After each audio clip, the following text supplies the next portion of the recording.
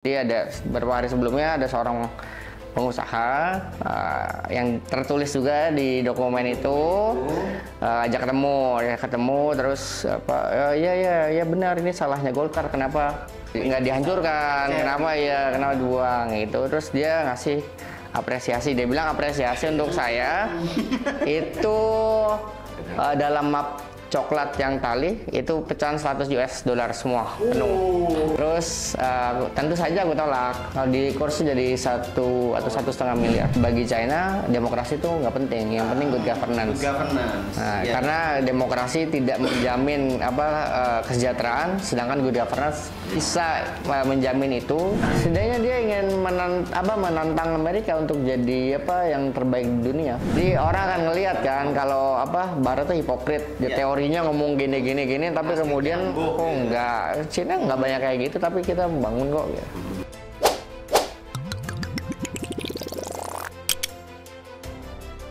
Selamat datang di podcast Tengah Kamar. Kali ini kita kedatangan seorang tamu yang masih sangat muda, belia, cerdas, cemerlang. Amin. Firdika Rizky Utama. Halo, makasih Mas. 2 tahun ya, 2 tahun lebih kita ketemuannya. Alhamdulillah baik. Kapan nyampe di Indonesia? Nyampe di Indonesia awal Juli. Awal Juli. Tanggal 1. Jadi pas ini sebulan setelah lulus 2 tahun. Keren. Ya, terima kasih. Gimana bilangnya? Sheshe. Jadi Firdi S2 ya kemarin S2. ya? S2 di Shanghai Jiaotong. Jiao. J itu jadi C. Jadi Jiaotong. Shanghai Jiaotong University. Ya. Dia ini salah satu penulis yang legend, terutama beberapa tahun lalu. Fenomenal. Karena dia menulis buku yang berjudul Menjerat Gus Dur. Fenomenal banget Dan itu viral di mana-mana. Viral di mana? Sudah laku berapa eksemplar? Mungkin 30 ribuan ya. Ya itu karena waktu itu keliling cuma 2 bulan karena kepotong COVID kan. Kalau waktu itu nggak ada COVID, mungkin udah bisa beli rumah. Tapi mungkin Tuhan lebih tahu. Aku butuhnya buat nikah dulu, jadi ya nikah. Udah kayak NU belum? Cara mikirnya.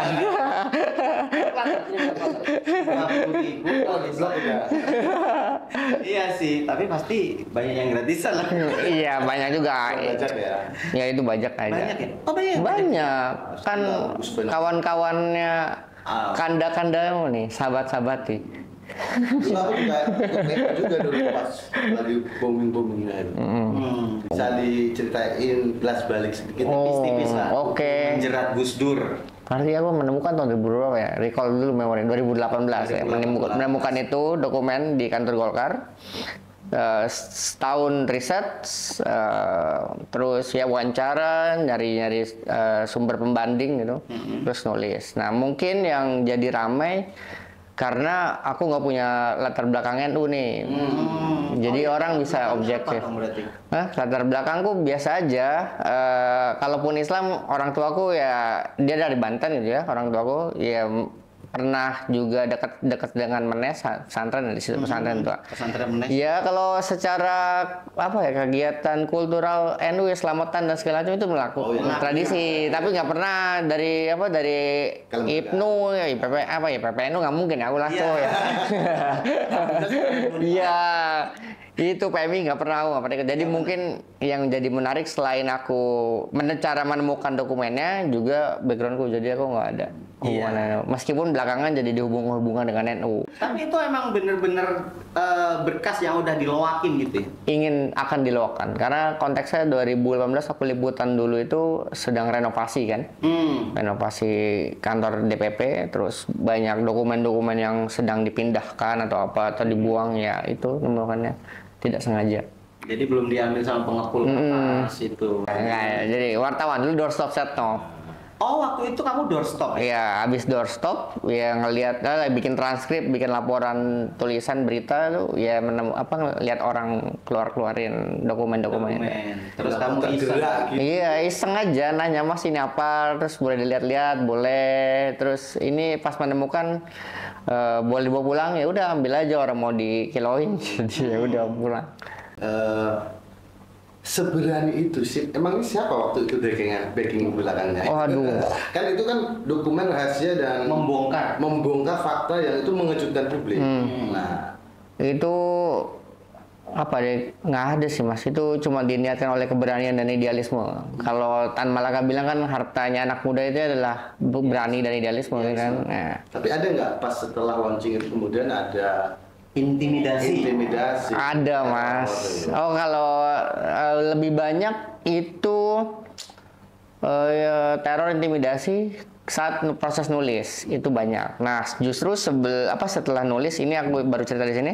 Dia ada beberapa hari sebelumnya ada seorang pengusaha yang tertulis juga di dokumen itu ajak ketemu terus ya benar ini salahnya Golkar, kenapa nggak dihancurkan, kenapa dibuang gitu. Terus dia ngasih apresiasi, dia bilang apresiasi untuk saya itu dalam map coklat yang tali itu pecahan $100 semua penuh.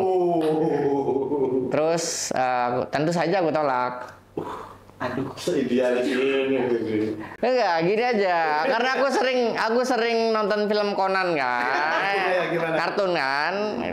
Kalau dari detektif kalau Conan pasti ini curiga. Satu, setelah aku ambil, misalnya ini kemungkinan pertama yang ada di otakku, itu dia akan bocor. Bicara kemana-mana dibilang dibayar dia bayar saya. Sudah diselesaikan. Ya, atau di media atau apa, karena dia pengusaha besar. Terus yang kedua, mungkin aja saya bawa uang itu berapa kilometer saya ditembak dengan itu perampokan apa segala macam, kan bisa jadi lebih baik enggak lah, sudah cukup. Tapi jumlahnya berapa tadi? Nggak tahu saya jumlahnya, ya kalau segitu dengan. Tapi ada teman yang bilang sih itu mungkin 1 atau lebih 1,5 mungkin. Kalau di kurs rupiah. 1,5 juta USD. Enggak. Kalau di kurs jadi 1 atau 1,5 miliar. Jadi. Tapi Kak, setelah dia booming dengan buku Menjerat Gus Dur dan sekarang lagi aktif-aktifnya di para sindikat. Apa itu Pak?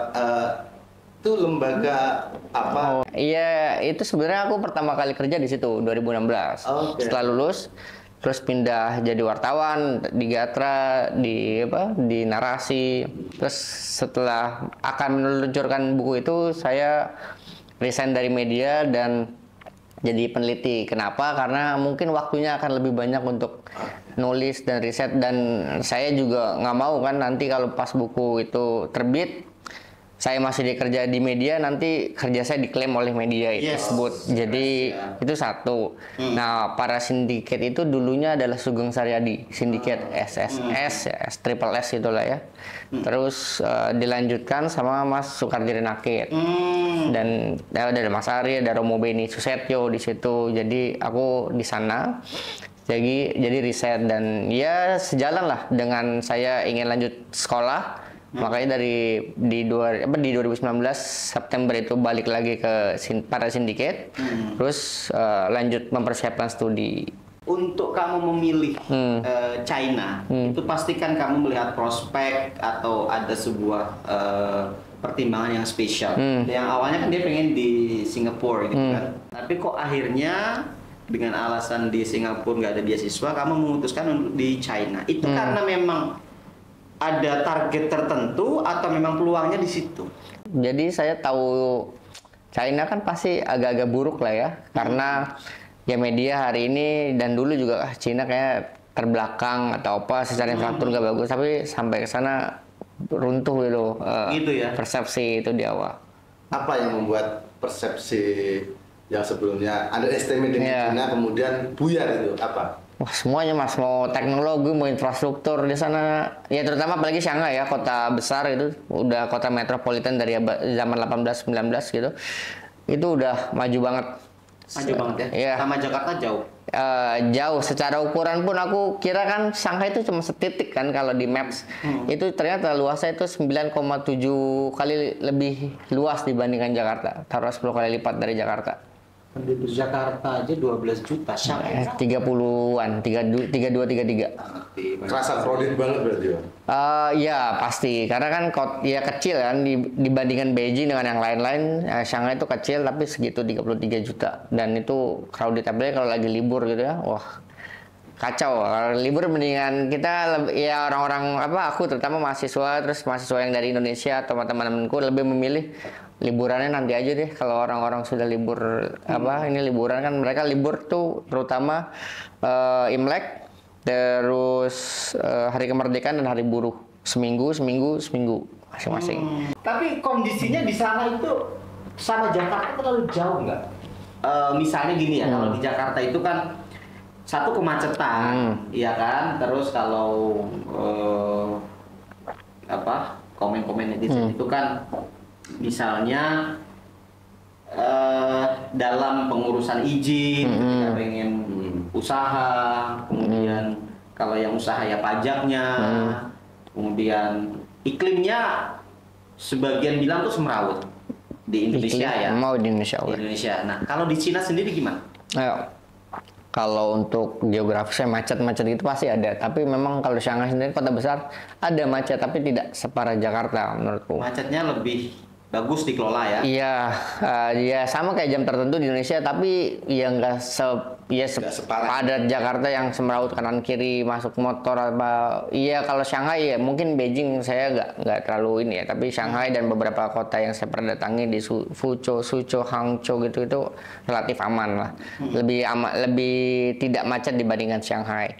Nah, itu polusi juga tertata.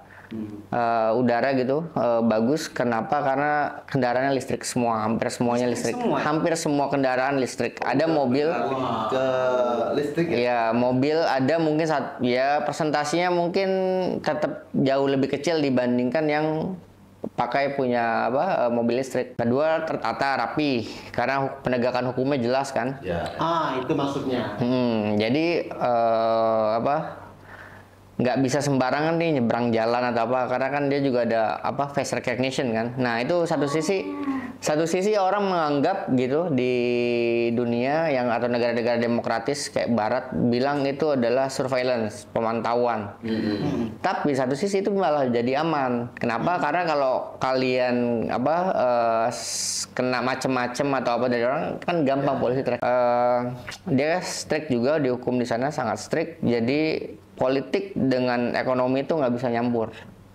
Politik dan ekonomi nggak bisa nyampur. Iya. Gimana itu prakteknya? Beda. Misalnya, aku pengusaha, masnya gubernur katakanlah ya, gubernur di Shanghai. Mau izin nih suap atau apa, nggak bisa. Itu beneran nggak bisa atau kamu nggak bisa? Nggak tahu. Nggak bisa. Memang nggak bisa. Aturannya nggak boleh. Dia ya di situ menurut mereka pemerintah itu yang paling utama. Sedangkan bisnis adalah yang kedua. Yang kedua ya? Ya, jadi nggak akan bisa nih bribing atau apa. Cina di negaranya memang ketat lah ya. Kalau di Indonesia kan bisa dikompromi kan. Jadi misal ya ada Alibaba, Jack Ma gitu. Dia misalnya pengen bikin di kota mana pabrik atau kantor, ya kalau pemerintahnya setempat bilang tidak bisa, nggak bisa, dia nggak akan. Karena ini ya, Cina kan juga agak-agak mirip nih dengan kita dulu kan, tahun 50-60-an soal borjuasi nasional. Jadi mereka mensupport, mendukung atau bahkan menciptakan pengusaha-pengusaha, entrepreneur borjuasi gitu. Ya, tapi lu harus tetap tunduk sama partai, sama pemerintah. Diperkuat dengan sistem kebudayaan di sana juga kayak gitu kan. Makanya dia selalu bilang kalau China itu sosialisme dengan kepribadian China, bukan misalnya sosialisme atau komunisme yang kayak Marx atau demokrasi yang kayak Barat. Dia selalu bilang juga ya ini demokrasi ala kita kayak gini. Nah, dari dulu sistemnya kayak gitu. Tapi masalahnya mereka ada good governance dan meritokrasi. Indonesia ya tidak kayaknya.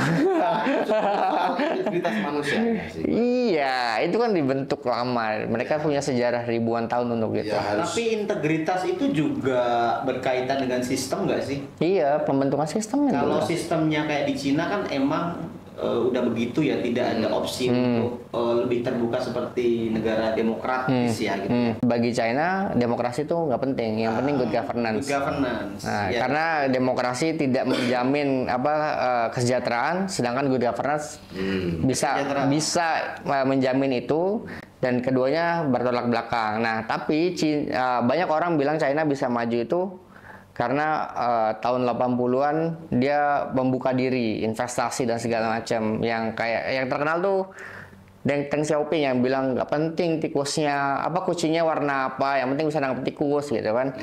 Sebenarnya itu bisa satu, tapi itu bukan faktor utama. Bagiku faktor utama China bisa maju adalah karena dia investasi pendidikannya gila, Mas. Jadi China bisa maju sejak ya tahun 80 saya baca itu nggak mungkin Deng Xiaoping membuka diri kalau SDM-nya nggak siap, gitu. Dan hari ini gitu, kalau tidak salah 10% dari GDP-nya China itu adalah buat riset, baru buat riset. Oh, baru buat riset. Riset dan inovasi, iya. Brin. Iya, bisa jadi belum dana pendidikan secara keseluruhan. Jadi mereka memang sangat serius untuk pendidikan. Risetnya aja 10% gitu ya. Kalau dikompetkan ke Indonesia, mestinya bisa lah ya untuk jadi Cina di posisi sekarang ini karena berkat investasi pendidikan. Jadi bukan cuma membangun fisik itu penting, tapi juga yang lebih penting adalah membangun manusianya. Mungkin pemerataan kali ya. Apakah itu merata di berbagai daerah? Kondisi yang kamu ceritain di Shanghai, atau mungkin di berbagai daerah juga terjadi ketimpangan kayak di Indonesia gitu? Setahu kamu gimana? Ketimpangan tetap pasti ada, Mas, dimanapun, termasuk di Cina. Di Cina juga punya ketimpangan soal pendapatan ekonomi dan segala macam itu ada. Belum lagi yang daerah-daerah pelosok yang sampai di gunung-gunung itu juga jadi PR. Makanya sebenarnya kalau doktrin ekonominya tuh menurutku mirip dengan Indonesia di era Orde Baru. Ada trilogi pembangunan kan, stabilitas dulu, baru pertumbuhan ekonomi, kemudian pemerataan. Sebenarnya Cina memakai ini kurang lebih kayak gitu. Dan hari ini tentu banyak kota baru yang dihasilkan karena dia bilang ketika banyak investasi, terus banyak juga tumbuh berjuasi nasional, dia membangun. Disuruh membangun, ya udah lu bangun di sini kayak Shenzhen, dibaca Shenzhen, tulisnya Shenzhen, itu kan 30 tahun yang lalu masih gersang, sekarang kan jadi Silicon Valley-nya. Iya. Tuh, dan juga cara China untuk mengentaskan ketimpangan ekonominya adalah dengan perjanjian bilateral. Misal yang kita kerjasama sama Indonesia, misalnya yang di Polewali Mandar atau gitu, yang nikel. Dia di salah satu poin dari perjanjian bilateral itu, salah satu buruhnya mungkin tenaga kasar berapa persen itu dari China. Dan China-nya itu yang daerah-daerah yang yang tertinggal. Jadi uangnya sebenarnya muter di situ kan. Dia di sana. Begitu juga misalnya di Afrika, dan itu ada riset, aku pernah baca itu risetnya dari Melbourne. Nah, ini kan sebagai sudut pandang Fedi sebagai seorang pengamat geopolitik nih sekarang. Itu bagaimana melihat gaya politik Cina yang hari ini memakai pola jebakan utang itu sendiri ke negara-negara mau berkembang kan itu. Kan di negara-negara Afrika kan sudah ini kan dapat kucuran dari investasi utang itu tadi. Termasuk Indonesia kita sendiri juga gitu. Kalau saya sebenarnya nggak sepakat dengan jebakan utang sih, Mas, diksinya. Sebenarnya itu propaganda Barat. Kalau ngomongin jebakan utang, IMF dari zaman dulu kurang jebakan hutang itu di beberapa negara. Nah, kalau China justru mereka bilang kita ini harus tumbuh bersama, share humankind future, terus peaceful coexistence. Jadi yang membedakan Cina misalnya dengan Barat, terutama Amerika, politik luar negerinya, dia kalau berdagang ya udah berdagang aja. Dia nggak mau. Kalau Amerika sebaliknya, politik dulu baru ekonomi masuk. Misalnya tahun 60 misalnya Soekarno gitu ya, digulingkan nih politiknya dulu, digulingkan baru ekonominya masuk. Begitu juga ya di negara-negara Amerika Latin gitu kan, semuanya kayak gitu polanya. Tapi kalau China itu enggak, ya udah kita akan dia akan memegang teguh prinsip tidak ikut campur, non interference. Paling enggak gue punya modal, siapapun penguasanya, entah Taliban atau siapa, dia akan tetap kerjasama. Bagi dia yang penting adalah ekonominya, dan dengan kayak gitu orang juga di dalam negerinya merasa gue dihormati. Makanya banyak kerjasama dengan China sekarang. Salah satunya faktornya adalah kayak gitu. Tapi faktanya kalau kita berkaca di Indonesia kan, di Indonesia katakan yang kereta cepat misalkan, ini kan kesepakatan di awal itu kan B2B kan gitu, bisnis to bisnis kan gitu. Dan pada akhirnya setelah jalan, kok dana APBN yang dipakai kan itu gimana? Jebakan hutang rata-rata itu masalahnya dari politik domestiknya. Nah, Jadi Jadi orang-orang dalam yang main. ya politik dalam negerinya sih. oke. Karena kalau yang lain ya jalan ya mereka jalan biasa aja, dia nggak peduli. Kemudian kan ada ada keterlambatan, pemangkrak lah segala macam dengan alasan itu kan bukan urusan China. Tapi kemudian dia pemberi dana dan ada kesepakatan lain di saat membangun jalan segala macamnya, yaitu adalah masalah domestiknya. Kenapa misalnya pakai APBN, ya itu harus ditanyakannya sama pemerintah, bukan sama China. Fikri melihat seperti apa ini standing posisi Jokowi terhadap hubungan diplomasi dengan Cina ini? Saya pikir Jokowi melihat Cina itu juga partner yang besar dan juga strategis dan setara. Karena Cina tidak mendominasi dalam tanda kutip kayak politik atau ekonomi, kayak ya pas tadi saya bilang lah ya soal bagaimana Barat kalau berpolitik luar negerinya tuh mendikte politiknya dulu, sedangkan China nggak seperti itu kan. Jadi bisa jadi kebebasan. Nah masalahnya ya kita kan banyak di Indonesia banyak orang-orang project gitu kan. Proyektor. Ya, kue-kue kekuasaan nih, sayang nih kalau misalnya ini nggak dibagi terus turun ke bawah kan jadi cuma dapatnya kecil. Ya itu menurutku yang jadi masalah yang tadi bilang, sebenarnya yang jadi masalah soal debt trap dan segala macam itu adalah masalah politik internalnya, situasi politik internalnya. Dan menurutku sejauh ini ya Jokowi juga stance-nya sudah cukup baik untuk China, walaupun tentu ada kritik gitu ya. Aku juga punya kritik, misalnya belakangan sudah beli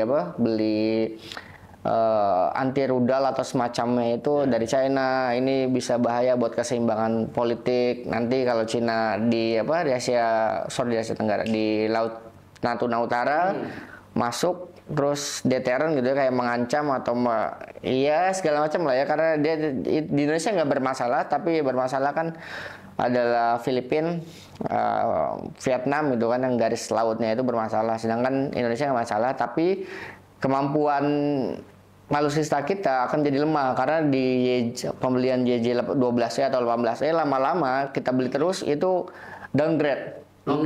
Dia akan memberi yang downgrade. Itu jangan sampai kita mitra dagang yang sangat partnership yang menguntungkan tapi kemudian melemahkan kepentingan nasional kita. Jangan sampai itu sih menurutku. Dan itu hari ini ya sejauh far bagus lah, walaupun tadi banyak catatan. Dan menurutku akan lebih menarik gitu ketika next administrasi Prabowo yang akan naik. Karena sejauh ini China juga wait and see kan. Siapa yang PIC-nya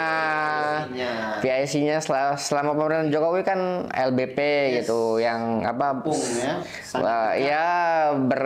komunikasi, bahkan kemarin yang awal bulan lalu soal tarif 200%, Zulkifli Hasan bilang berapa hari kemudian Luhut yang direvisi segala macam itu.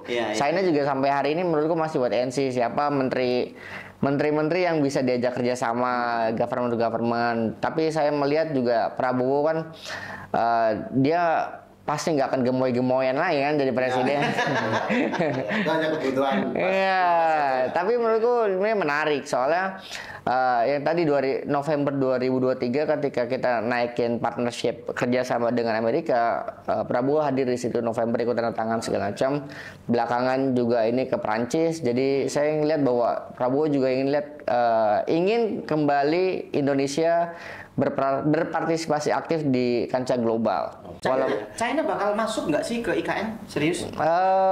Aku nggak tahu ya, tapi kemarin sempat beberapa kali ketemu orang China di Shanghai yang soal IKN, mereka juga semua masih wait and see. Nggak tahu pertimbangannya apakah nunggu pemerintahan baru dulu atau ada hitung-hitungan pengusaha lah ya, aku nggak ngerti apa itu, aku nggak tahu. Tapi mereka semua masih wait and see. Wait and see semua ya. Soalnya kan kalau informasinya ada 300 plus gitu ya. Investasinya akan masuk ke IKN dalam waktu dekat.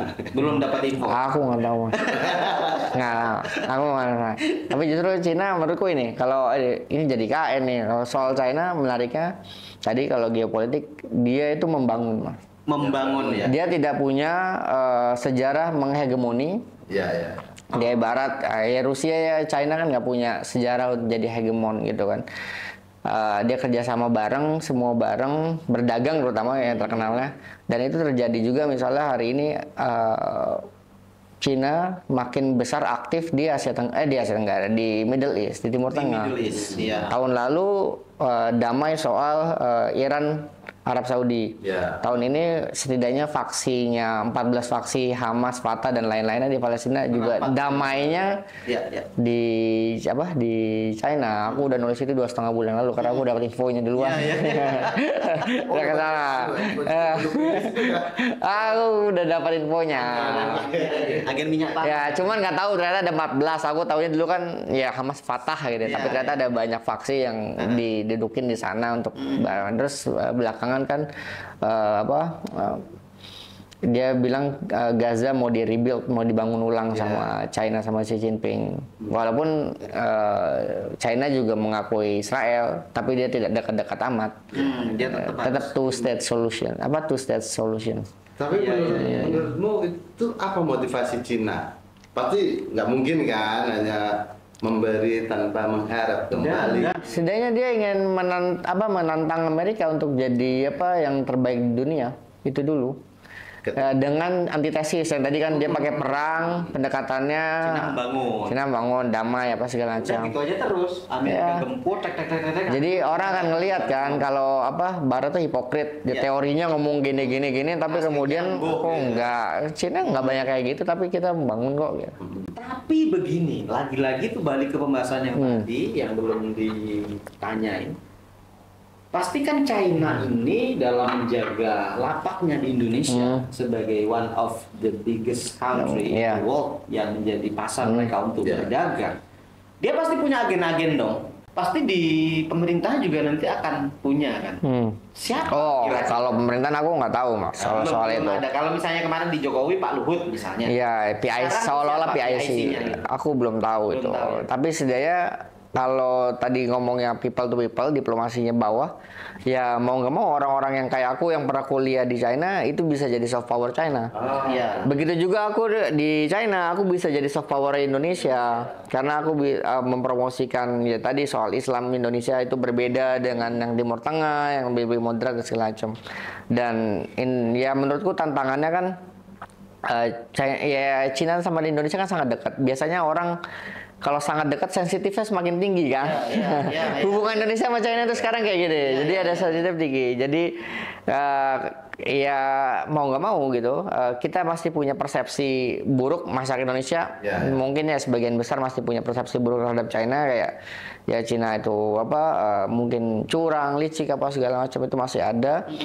Terus di China juga sama. Jadi orang China di Indonesia tahu Indonesia sebagian besar itu 65 dan 98. 98 tuh yang paling membekas ya. Ya jadi ya tugas yang ya aku jadi soft power China begitu aku pas keluar jadi soft power Indonesia itu bagaimana mengeratkan kembali ya kalau kerjasama itu kita punya narasi yang baru gitu kita punya narasi yang bisa kita bangun bersama untuk menguatkan hubungan karena mau nggak mau nih kita juga nggak bisa membendung kalau Cina itu bakal jadi the biggest one suatu saat nanti entah berapa tahun lagi ya kita juga harus bisa memanfaatkan itu. Bagaimana cara memanfaatkannya? Salah satunya adalah narasi kita punya sejarah yang mirip nih dari tahun ya kalau hubungan dagang dari abad-abad sebelumnya kan awal-awal Masehi.